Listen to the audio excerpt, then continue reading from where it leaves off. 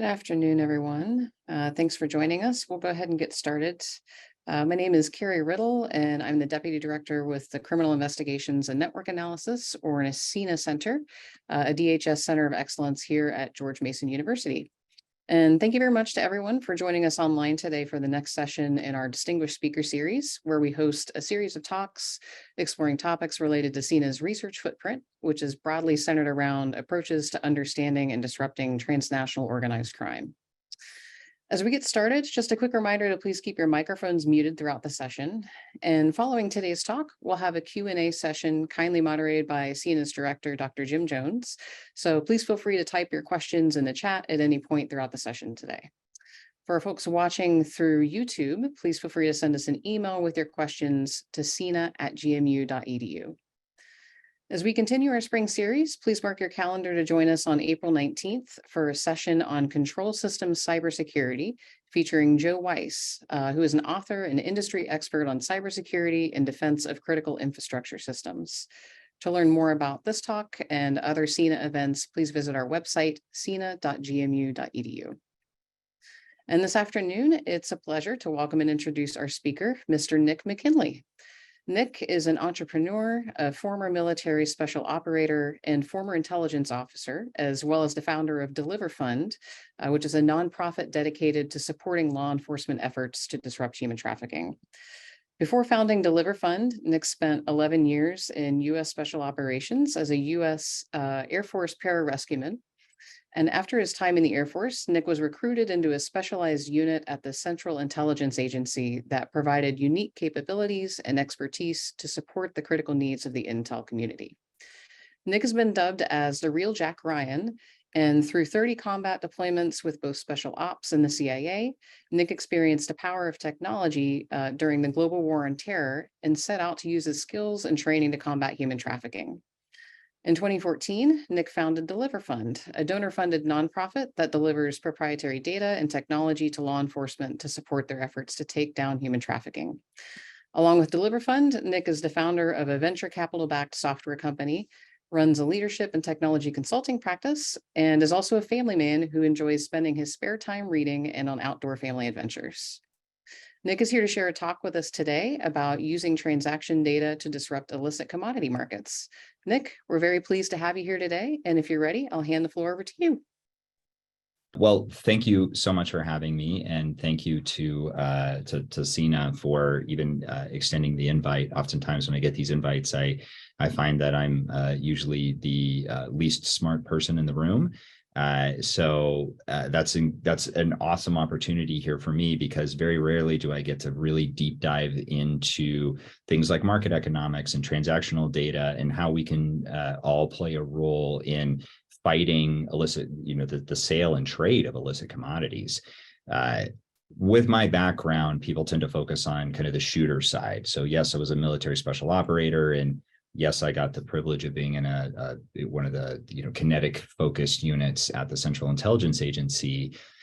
And people like to make movies about that kind of stuff. And anybody who works for the government knows Jason Bourne is not real. The red door of competence does not exist. And we as a government kind of succeed in spite of ourselves. We used to say at the CIA that it's not that we are that good, it's that everybody else is really that bad. But in making movies about kind of the action guy stuff that happens within the government, everybody always forgets about analysts. They forget that, yes, we sent SEAL Team 6 to go kill Osama bin Laden. And yes, what they did was heroic, and our country owes them a debt of gratitude. But what about the sisters at Alex Station at the CIA who spent over a decade telling them what door to go kick? And that is what I think we often miss when we talk about issues like human trafficking. We tend to focus on poverty issues and things that, the demand drive, things that we can't really fight without considerable resources being put behind them. Instead of focusing on the actual act of human trafficking, and we'll focus on the victim side of human trafficking, which is important work, but we can't have any more victims if we don't have human traffickers. And so how are we, and I mean we collectively as a society, all working collectively together in order to enhance everybody's ability to fight human trafficking, in order to make it so that analysts have the data that they need and the support that they need to be able to get law enforcement officers to go action targets for them. How can we make it so that law enforcement officers who don't have analytical support actually can do their own analysis and have the right amount of data and understand where to apply that data within what is a illicit commodity commerce chain is kind of the way that I like to think about it. How can we collectively as a society put together policy and regulation, and how can we make sure that all that policy and regulation is informed properly by data? And how can we make it so that that data is as clean as we can possibly get it? So I'm going to be using the fight against human trafficking as really just an example of how we use transaction data to disrupt what is an illicit commodity. I mean, when we remove the emotion from the human trafficking issue and we look at it academically, these are the commodity is in this case people who are being sold, or periods of their time are being sold for the economic gain of somebody else. The commodity in this case is people, and the market exists just like the market does in narcotics or weapons proliferation or terrorism. And kind of one of my epiphanies and in working the CT target set at the Central Intelligence Agency was really understanding that terrorism was a market.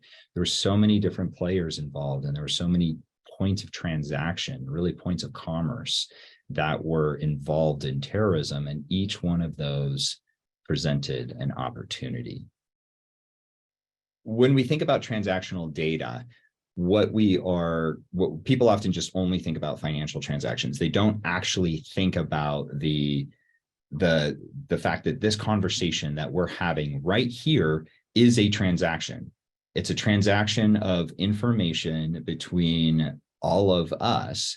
Now, that's happening in one point in time, and really only a few points in space. Now, yes, we're geographically separated, but it's happening at a point in cyberspace at a point in time. So therefore, it is a transaction. And so just keep that in mind as we go through this, and whatever everybody who's on this call, whatever it is that you're charged with, be that countering narcotics markets, or countering terrorism, or countering weapons proliferation, or human trafficking, or anti-money laundering, it doesn't really matter. Everything that we do in really any type of business exists on a linear transaction line, and you have to accomplish point one. You've got to have a product to sell, essentially, right? Or you've got to have a market opportunity before you can actually collect payment and then put that money in a bank. And every single one of those are points of transaction. Now, every time we think about a point of transaction, I want you to think of it as an opportunity to gather and analyze data, or to complicate the market itself. So when we were fighting terrorism, right? So this picture was me literally trying to push data to a larger system through a satellite. I was taking the Shwalikat Valley in Afghanistan. And why was I trying to push that data? Well, that data, one, I had to transit some very dangerous areas, and I may not actually make it back. So I needed to make sure that data was in the hands of the people who needed it before I started moving. But the other reason why is we needed to make sure that data was available as fast as possible. So from this point, it was going to take me about 4 hours to get back to where I lived where I was living in Kandahar. Well, that transit time could be the difference for, say, an analyst in determining whether or not they could find what it is we were looking for, whether they could not find what they were looking for. So every time you have a transaction, it's an opportunity for somebody. It could be law enforcement, could be regulators, it could be industry partners, trust and safety teams. If everybody is looking at it as an opportunity, we always tend to kind of think about that opportunity as, well, we have to stop the action. What about just thwarting it? What about just complicating it? What about just making it difficult or causing the bad guy to have to move? I was at a shooting school called Gunsight years and years ago when I was in the military. And one of our instructors, this guy named Pat Rogers, would always say, if you show up to a fair fight, you're unprepared. In the fight against human trafficking, and I think in other illicit commodity markets as well, we've kind of been fighting fair. We have really been overly focused on law enforcement, and we expect law enforcement and the world of law enforcement, and I'm using that as a very broad term here to include analysts and prosecutors and judges and everybody. We know that they're overworked, underpaid, and are expected to solve cases within 1 hour, because that's what the public sees happen in an episode of CSI.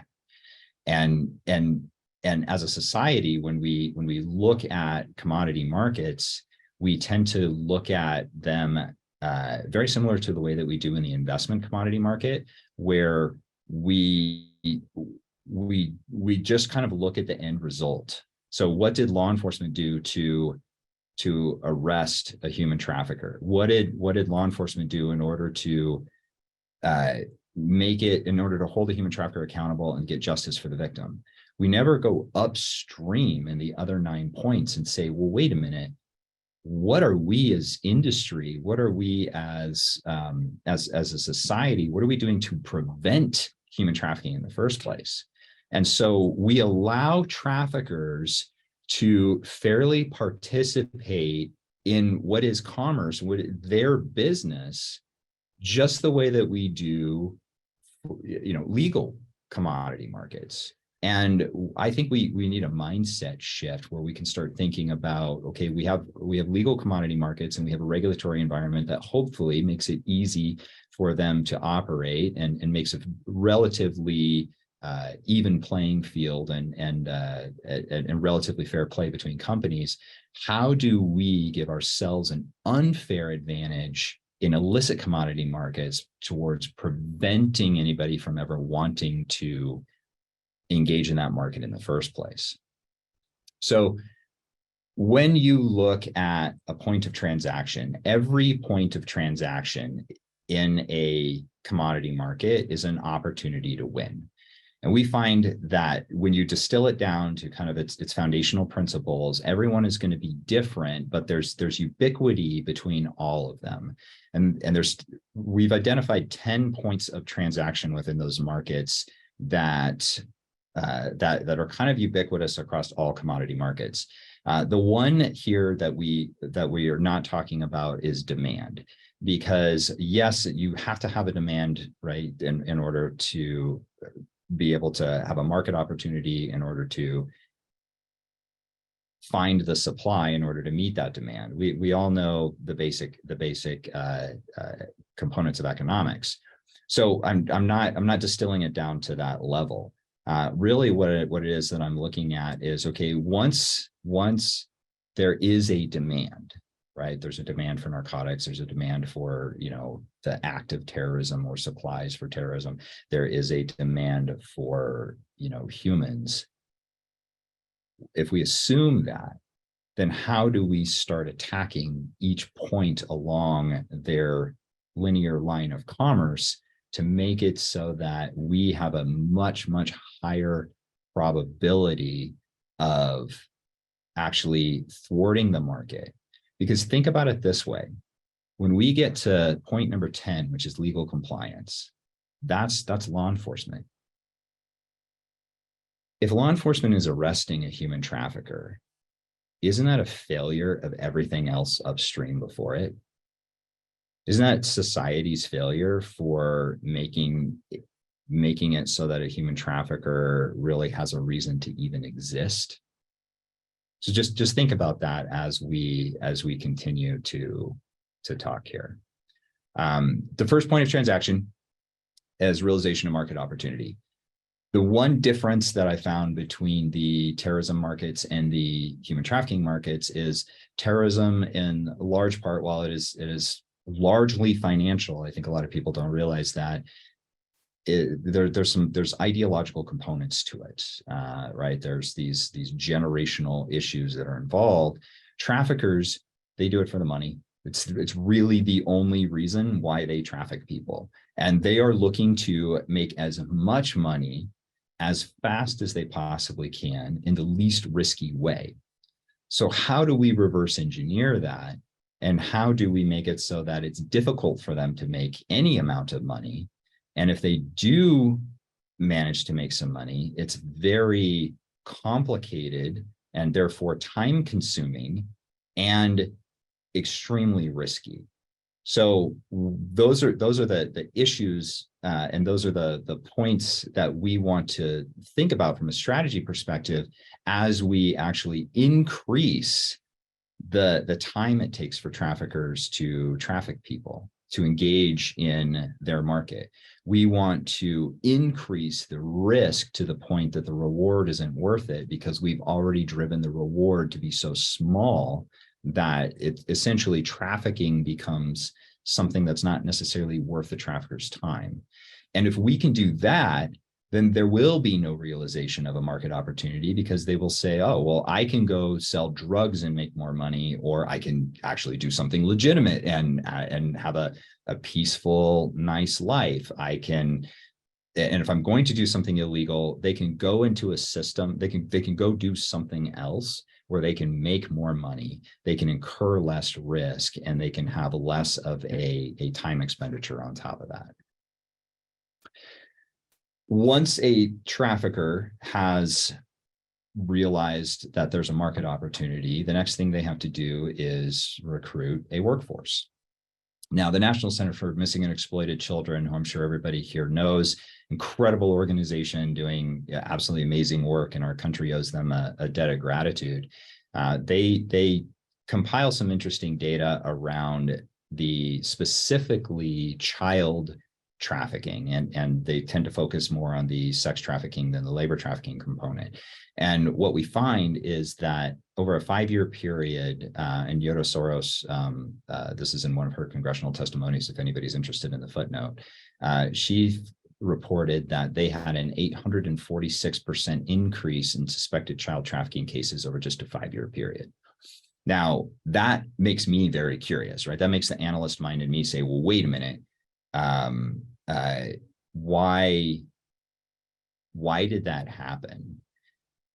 Well, when you start overlaying various forms of data, what you find is that the reason that happened, most likely, I can't say definitively, is the iPhone and the Facebook app.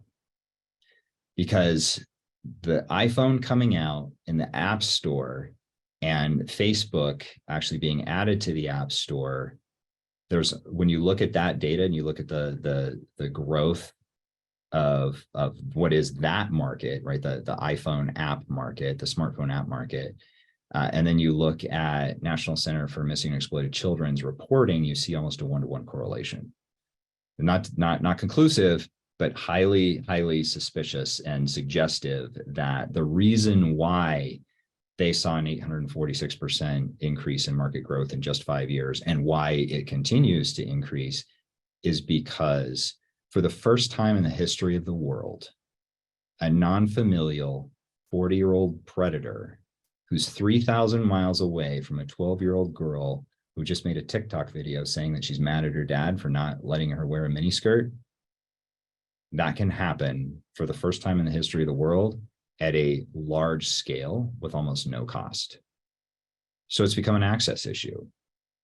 Growing up, I'm 45 years old, so I'm quite aged, and there was no smartphones, internet, any of that stuff when I was growing up. My parents just knew that there were certain parts of town or certain people within the town that I grew up in that they needed to keep me away from, and it was relatively easy to do so.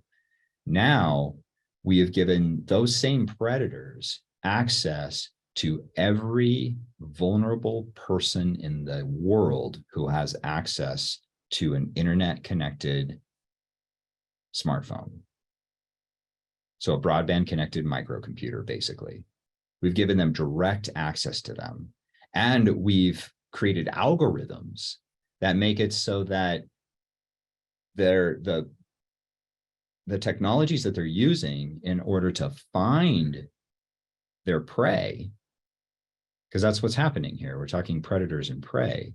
The technologies that they're using in order to find their prey are actually helping them find more prey. Oh, you connected with this 12-year-old girl. You might also like this 11-year-old girl. What about this 15-year-old girl over here? You might also know her. And the algorithms work extremely well. And so the traffickers know that it's easier for them to recruit through fraud, force, or some type of manipulation. It's easier for them to recruit online. It's cheaper, it's faster, it's less risky. And due to the sheer numbers of children and vulnerable populations that they can access, they have a higher chance of success. Therefore, they will make more money. So it's that technology component, which is really where we need to focus. The great thing is everybody in the symposium knows that if you have a technology component, you have data. There's all types of data that you can harvest from those technologies that allow you to look for patterns within the transactions between individuals. Once they recruit their workforce, now they have to control their workforce. And this is where regulated industries have a real role to play and quite frankly should be playing.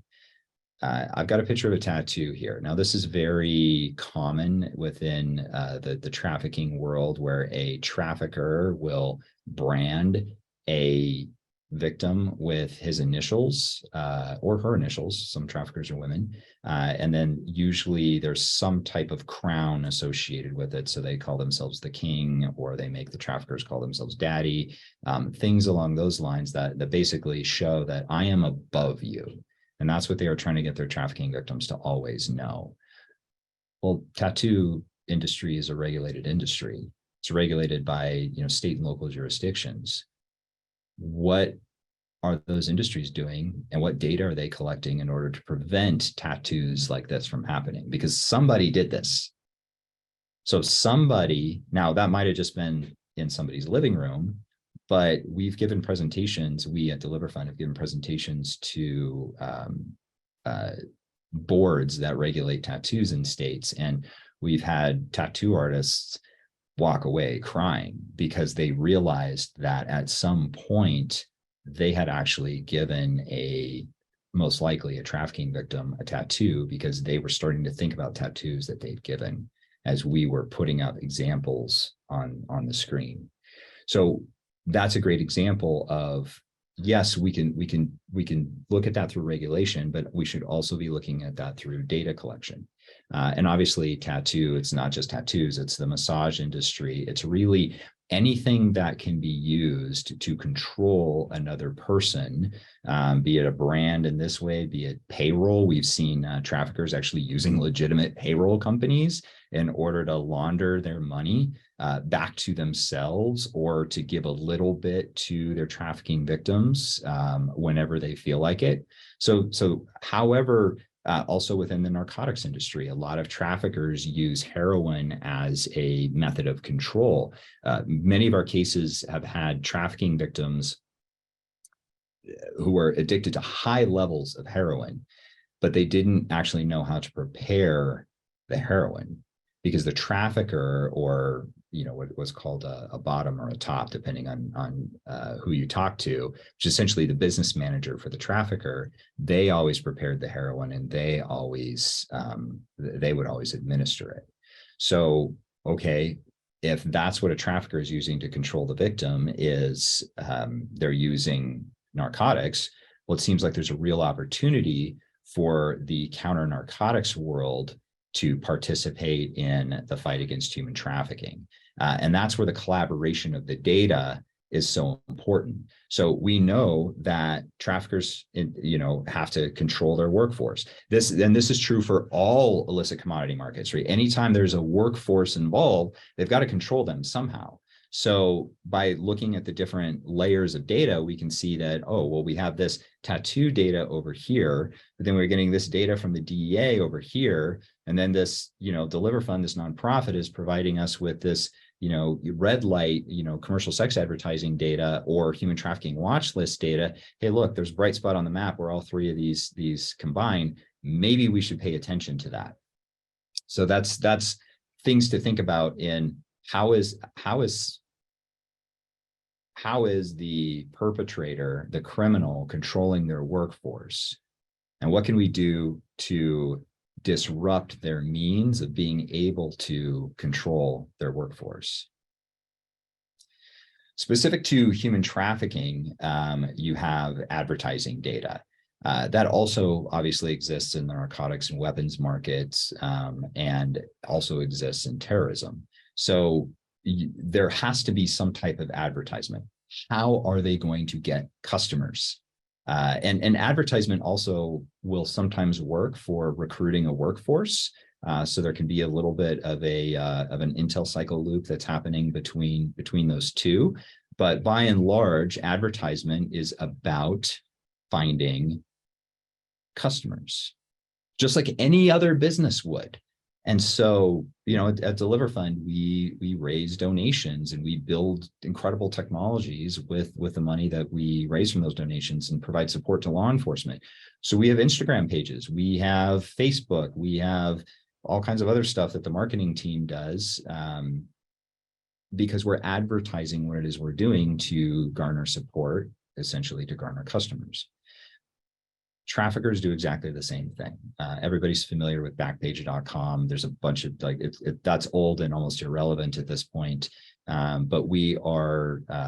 I don't want to highlight the other websites, so I'm using an old Backpage advertisement. But there's just tons of data here, and advertising data actually represents the single biggest point of transaction within the trafficking market that we can collect data on. Second only to financial transactions. So the advertising data is such a rich data set. As anybody here who's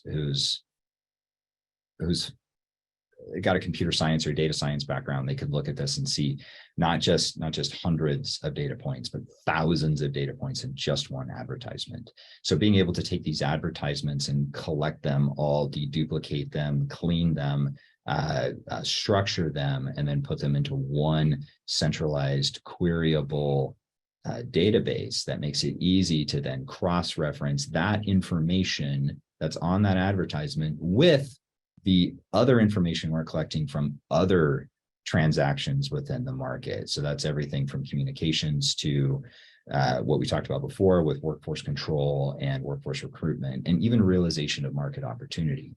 Because if it was difficult to advertise, it was difficult to get customers, then traffickers are not going to make as much money.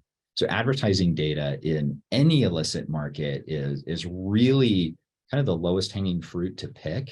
And within narcotics and terrorism, I know they advertise online. And what's great about the advertising online thing, you would think a former CIA guy who spent most of his operational career facilitating human and technical collection operations wouldn't be such an open source intelligence fan. But I actually think open source intelligence is where we should start with everything, because it's passive. It doesn't require us to show the bad actors our hand, and we can collectively and passively collect the information in a way that can be relevant to all different types of players. Next is customer communication.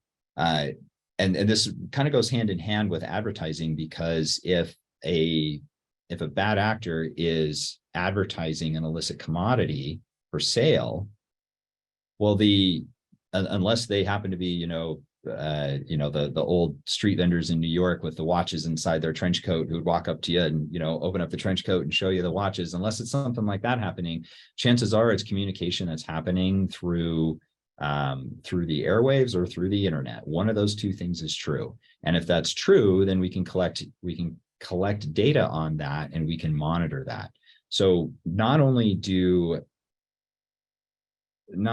traffickers, as an example, have to advertise their product, they have to do it cheaply and at scale, which means they've got to do it online, but then they have to let the customer know how to get a hold of them so that they can transact, so that they can do a deal, so that they can have some business, so that they can exchange goods or services. And that's why the customer communication is so important, because I'll tell you right now, professional spies screw up their burner phones all the time. So lock your door at night, because it's not as good as you think. But we do know that if professionally trained spies who are specially trained and selected in order to have, perfect tradecraft, still cannot manage to have perfect tradecraft. Now the risk is not as high because spies aren't out there advertising what it is that they're doing. Well, traffickers, the same rule applies. They can have near perfect tradecraft. They can be right 99% of the time, and have one instance where they accidentally put their real phone number in the advertisement for a victim. Have one instance where they accidentally confuse this victim's phone number with this victim and put the wrong advertisement up. And they can only leave that advertisement up for an hour before they realize it and pull it down. And we've already collected that data. And as soon as we do that, as soon as they make that one mistake, we can now unravel everything else that they've done for as long as we have data going back. And that's why the customer communication piece is so key. It's not that we are, and I'm not advocating the monitoring of, mass surveillance and communications or anything like that. That's not what I'm saying here. It's just the method of communication. Here's my handle at Instagram. Here's my handle at TikTok. Here's my phone number. Here's my email address. That is so critical to just have that one piece of information. And by attacking that, we create a Hobson's choice for the trafficker, because avoiding us is actually very easy. Don't advertise online. But they also can't make any money if they don't advertise online. They can have perfect tradecraft, but we know they're never going to be capable of perfect tradecraft. So what we do in creating this Hobson's choice is attack the points that we can see readily and that are ubiquitous across everything. And customer communication is the one thing that is always going to be there. And each point of communication is also really a point of transaction. And this is where trust and safety teams in industry are really key. These trust and safety teams they have an impossible job, but by giving them the right data to show them where to focus, then the trust and safety teams, specifically within social media platforms, can then either look at the communications or pass that on to law enforcement, so that law enforcement can find the signal that they're looking for within all the noise of the internet. Workforce transport, very straightforward. Anytime you have obviously an illicit commodity that's being sold, you're going to have some type of transport. It doesn't matter if it's malicious code, it's got to be transported. You very rarely have the illicit commodity being essentially manufactured and used in the same place. It has to move somewhere in order for it to be valuable to somebody. And that's where the transport component comes in. And usually somebody has to implement that transport. So even in the case of malicious code, where we're not doing a geographical transport of a physical item often, somebody has to initiate the upload or download of that, of that code. And so by focusing very specifically on the people action, the workforce action that has to happen. We know that in order for narcotics to make it out of South America into North America, a person has to transport them, or in the case of drones, right, has to initiate the transport of them. And so instead of focusing on, let's go find the drones, no, let's find the people. Let's focus on the people who have the capacity for transport.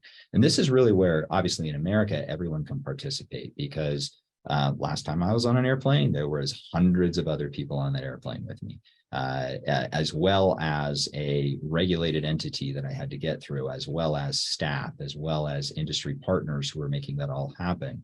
So really, when you look at the collaboration, as an example, in commercial aviation between the government, industry, and the consumer to make what is the safest, mass transportation system in the world, when you look at that, it provides a really good model for everybody to participate in counter human trafficking and counter illicit commodity efforts, because everybody now essentially becomes a sensor in the system. And this is, I think, is very well understood. We have, in the case of human trafficking, multiple cases of everything from airline attendants to front desk workers at hotels and motels actively becoming sensors and reporting information. The problem that we have is that just becomes one piece of data. We're not also backing that up with financial data in real time, as well as advertising data in real time, as well as workforce recruitment data. We're not collectively putting that all together in layers. But I think this is something that everybody understands intuitively. Also, anytime you have an illicit commodity, the service has to be rendered somewhere. The crime has to happen in a physical location, even if it's happening in cyberspace, so to speak. There's a server somewhere, there's a computer somewhere, and focusing on collecting the data you can at that one place. So it's a great example in the case of a hotel chain that we work with. The extremely large publicly traded hospitality company, they're using our data in order to deny reservations. So that's complicating a trafficker's business model. Is it catching the trafficker? No, but it is providing more data that says, hey, they were trying to book a hotel room in Dallas on these dates. So chances are they're going to be in Dallas on these dates.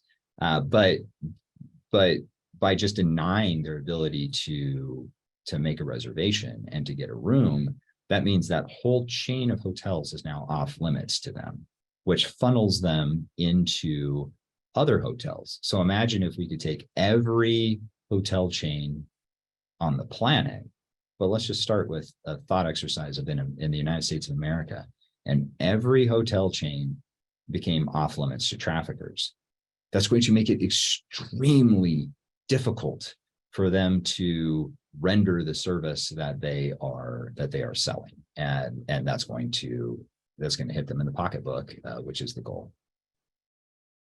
Payment platforms, very well understood in this community.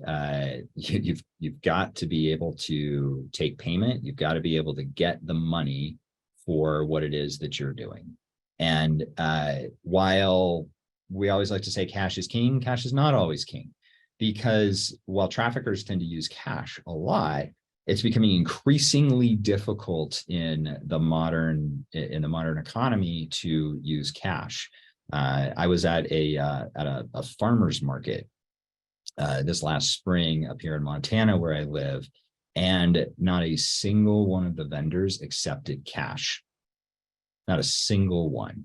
And it was part of the city's policy for allowing them to have that market in that park. And I've had a couple of other exercises like that where they just wouldn't accept cash. They only accept electronic payment, credit card or whatever. And so that presents a real opportunity, because that is a highly regulated industry. We understand very well. We collect massive amounts of data around it. The problem is we almost collect too much data. So the AML KYC folks do a great job of having all these different data streams that they can use in order to figure out who done it, who's doing the crime or potentially doing the crime. But we're not layering other levels of data on it. And so you can imagine if in all the different points of transaction that we've spoken of so far, if every single one of those points of transaction were using the same data sets, because we have a data sharing problem, especially in finance and payments, where we've got regulatory reasons why they can't necessarily be sharing data with each other, the Banking Privacy Act, or maybe law enforcement doesn't have the authority to share that data with that, industry actor. Well, what if we could just get rid of that problem by making sure that every single entity along that linear line of commerce has the same data access? They're all using the same red light data. They're all using the same human trafficking watch list. That's going to make it a lot easier for them all to do the same thing without necessarily sharing data. And then banking. If you've got payments, you've got banking. Now, these are becoming increasingly disconnected, I understand, which is why I don't have them in the same bucket. Most likely right now, most people who have a credit card, they have a bank that somewhere downstream is tied to that credit card, either for making the payment or what have you. But that is not necessarily, I don't believe, what the future holds. And so I think that banking data and payment data are potentially going to be increasingly disconnected, which is why it's important that we don't continue to look at them as the same thing. We actually start looking at them as two separate data sets. Instead of just going to a bank saying, hey, what transactions happened? They're like, I don't know, just made a payment on this credit card.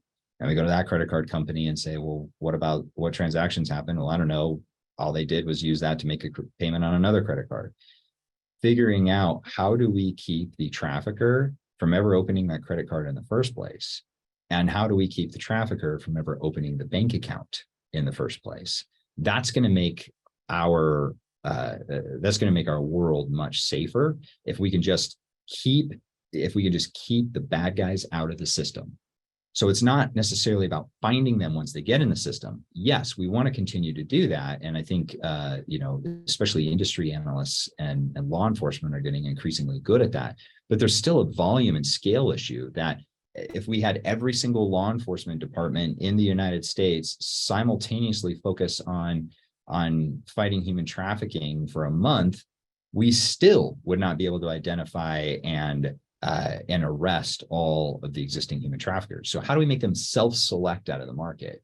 And this is how we do it. We use the previous 9 points of transaction within the market to not only collect data, but also to distribute data amongst every other point of transaction in the market. So great example at DeliverFund, we provide data to the realization of market opportunity piece. Point number 1 actually kind of goes with point number 10, which is legal compliance.